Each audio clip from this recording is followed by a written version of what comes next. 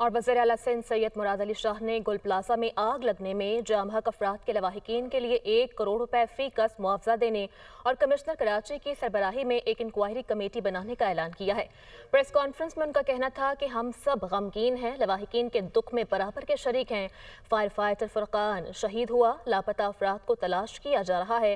لواحقین کو امدادی رقم کی فراہمی کل سے شروع کر دی جائے گی۔ جن کا کاروبار چلا گیا انہیں پاؤں پر کھڑا کریں گے۔ تاجروں کے نقصان کا تخمینہ لگانے کے لیے کمیٹی بناتی گئی ہے۔ کمشنر کی سربراہی میں انکوائری کا مقصد اپنی غلطیوں کا اندازہ لگانا ہے۔ ہم سب غمگین ہیں، ہم سب ان کے دکھ میں برابر کے شریک ہیں۔ ہمارا ایک فائر فائٹر فرقان وہ بھی شہید ہوا ہے۔ عمارت 40% تو کمپلیٹ کولیپس ہو چکی ہے اور باقی بھی اس کی کنڈیشن ایسی نہیں ہے، شاید وہ پوری عمارت ہی مخدوش کرنی پڑی، اس کو گرانا پڑے۔ جن لوگوں کی شہادت ہوئی ہے، جن لوگوں کی جان گئی ہے اس واقعے میں، ہم حکومت کی طرف سے